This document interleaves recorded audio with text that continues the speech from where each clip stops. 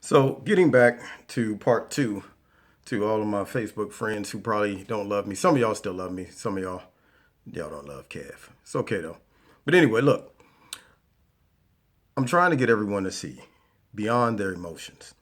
And people say, well, Donald Trump don't have any policies. And it's funny how all the Trump supporters, they see the policies, but other people don't. And I think sometimes when you're looking for reasons to discredit someone, you're not paying attention to what they're saying. You're more so looking for reasons to say, see, gotcha. And that's why I'm not listening.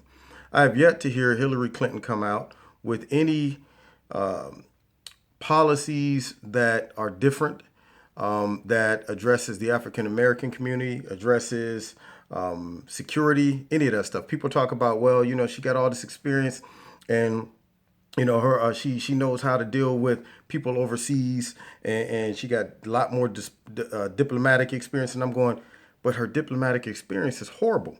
I mean, she messed it up with the over in Benghazi, people lost their lives. She signed perhaps one of, or at least she helped orchestrate one of the worst deals in the history of mankind with Iran, supporting one of the biggest terroristic countries on the planet, and in return, kind of driving a wedge between us and Israel. And now that same money that they gave them, they're using to supply ammunition to enemies of the U.S. And yet she still claims that that was a great deal. When she gets back into office, she's going to support that deal. And Donald Trump uses logic. And people say, Donald Trump's not smart. I'm going, I would take any type of logic any day over experience, this bad experience. He said, why did you make that deal? That's stupid. When he says our politicians are dumb and people get mad and offended, he just uses rhetoric and his language is divisive. I'm going, it's real.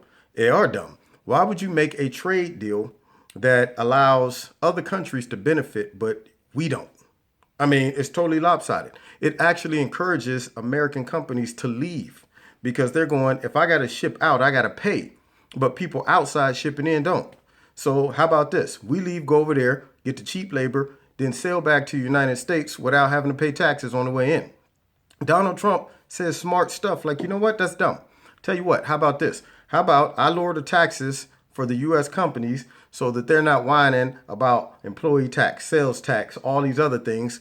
And now any company that says, well, I'm leaving anyway, fine, go ahead and leave. But when you try to sell back into the U.S., you're going to be paying taxes, 35%. So then we'll still get money. Whether you stay or leave, we're going to get paid.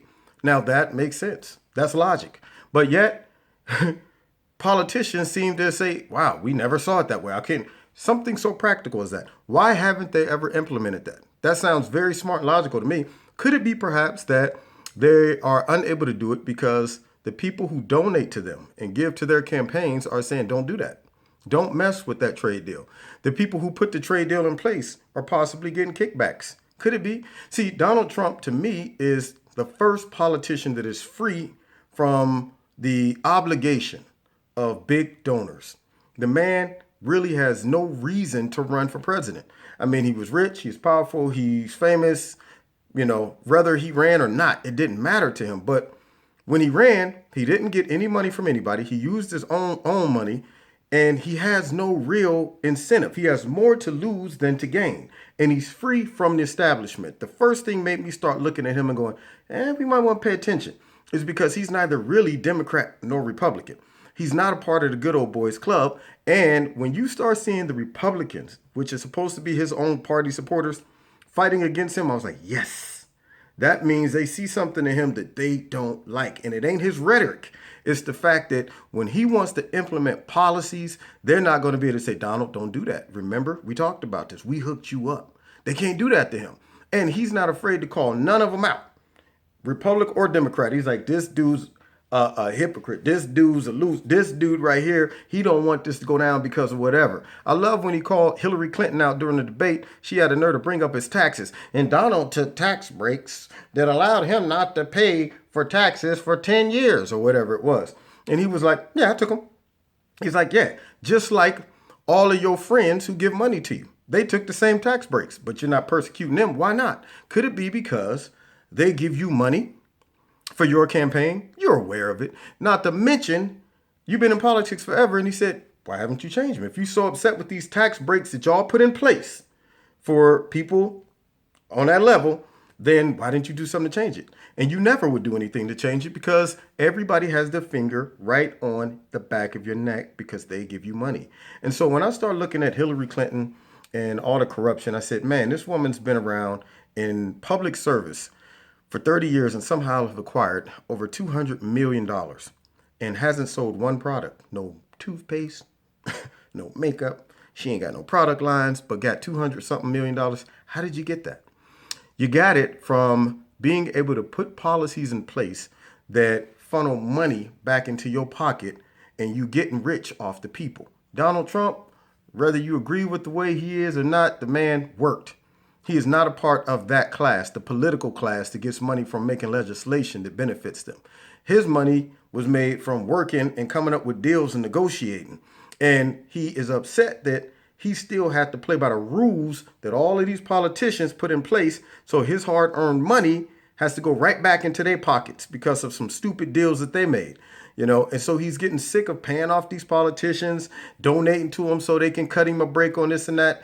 The corruption on Capitol Hill has gotten to a point where it has flooded the streets, and it is so obvious. When you look at the media who has donated money to Hillary Clinton's campaign, who have been caught in WikiLeaks, through the WikiLeaks emails, collaborating with her campaign. When you look at the fact that this woman has paid a company that works for her campaign to go in and disrupt Donald Trump's rallies, and yet the FBI has not opened up an investigation. Why is that?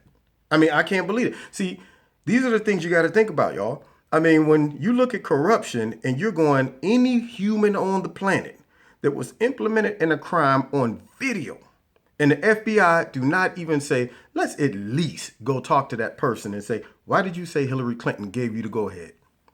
They ain't even did that. I mean, don't you find that a little suspicious?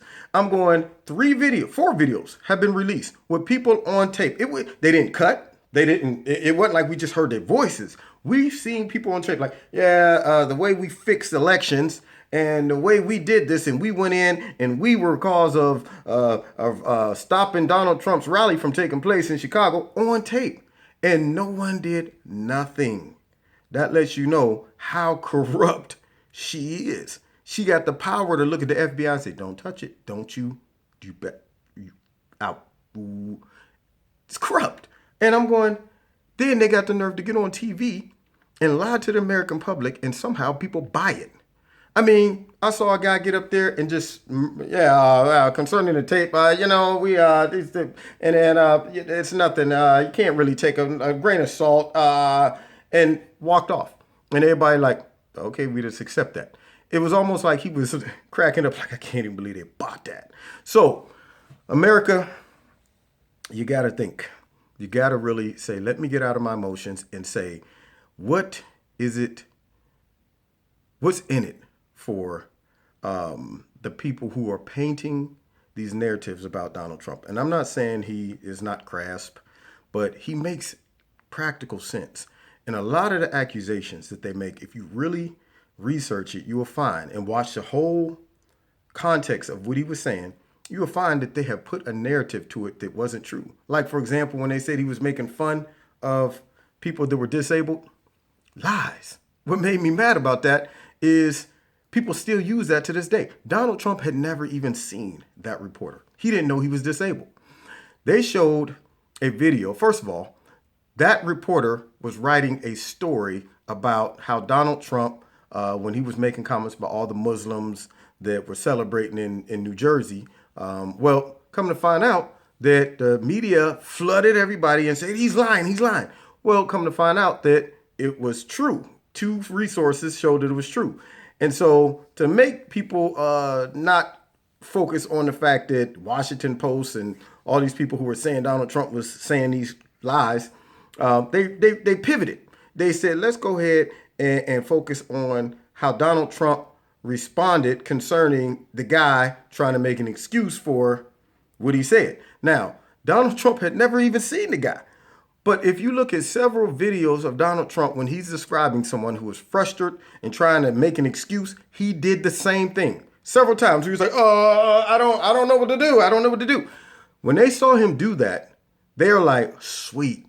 Let's say he was mocking or making fun of the guy because he was disabled." And he wasn't. He had never even seen this guy. So you see how corrupt the media is. They put their spin on it and everybody just bought it. And if you look at how he was talking about Donna, I forget her last name, the one that was on TV getting blasted and see it with CNN because she sent questions to Hillary Clinton concerning Bernie Sanders' debate, which crooked Hillary Clinton ruined his campaign, then had the nerve to pimp him out and have him working for her to get votes. Unbelievable. But anyway, nonetheless, when you saw him explain her reaction on TV, he did the same thing. He was like, "Did you see Donna trying to explain?" She's like, "Somebody get me out of here." Now, if he was mocking people that were disabled, then that would have applied to her. It would apply to all the other people that when he did that, was he saying they were disabled as well? So you got to be smart. You got to say, when you have a candidate who controls 99% of the media, they control the narrative. They did the same thing, and they do it in North Korea. They did it with Hitler. They controlled the media, the propaganda, what people heard, how they perceived it. They took advantage of the weaknesses of humans.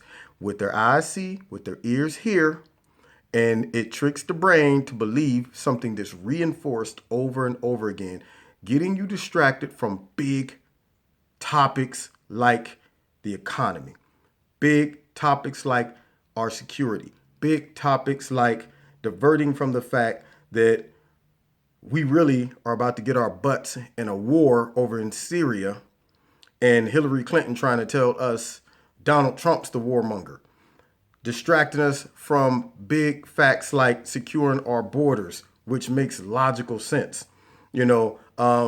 Distract us from the fact that she wants to bring in 500,000 refugees from a country that is known to be a terroristic country, and yet she's trying to say that logic doesn't make sense when we say, "Dude, don't bring all them over here. We cannot vet them. It's a Trojan horse coming into the U.S." And she's like, "See, it's rhetoric like that.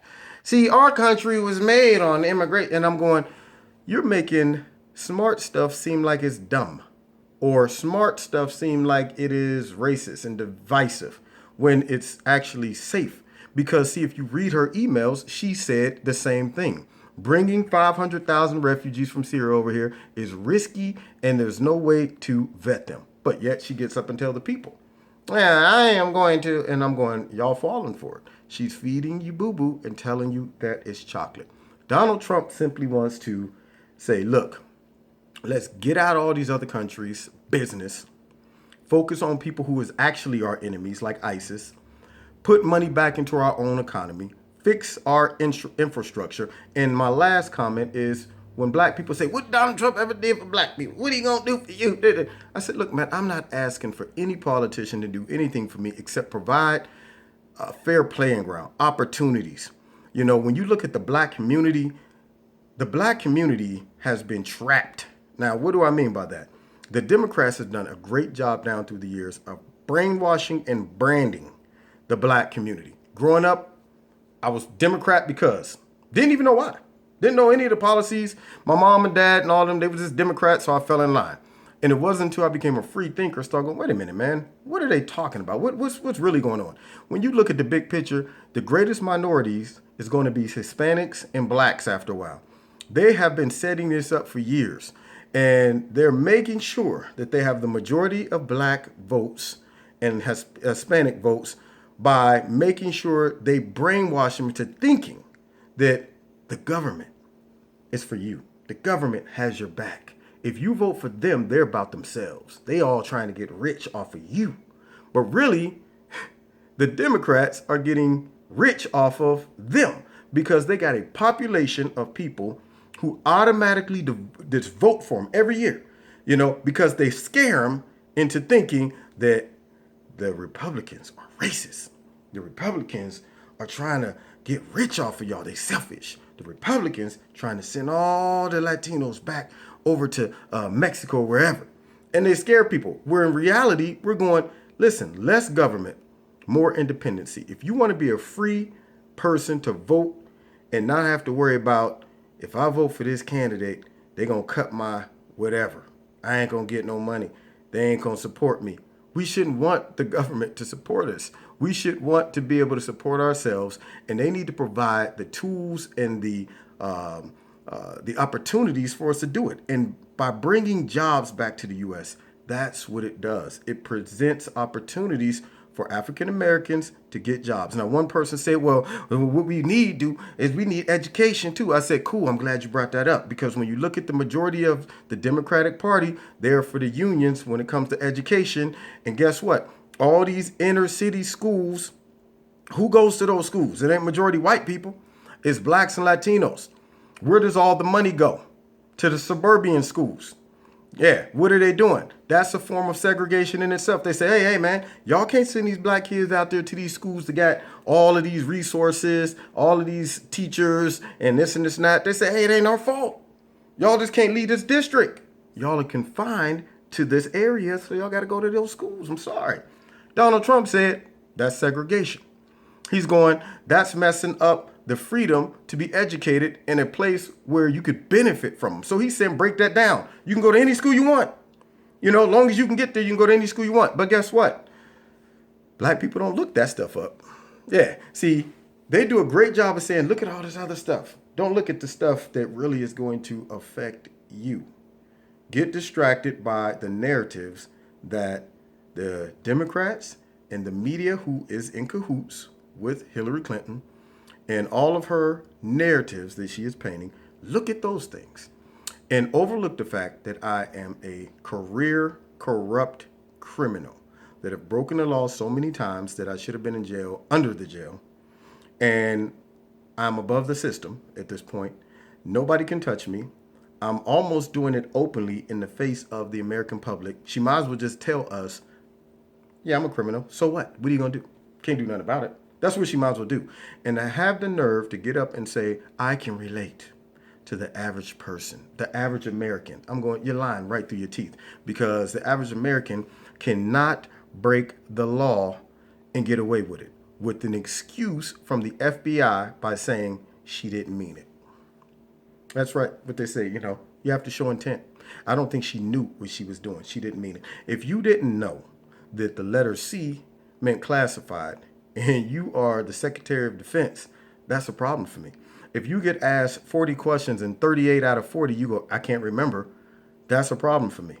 If, for whatever reason, everybody who helped you destroy evidence after you got subpoenaed has immunity before the case even really hits, that's a problem for me. When you're able to go in and you're able to give testimony off the record to the FBI, when they should have said it's on the record and make you swear in, that's a problem for me.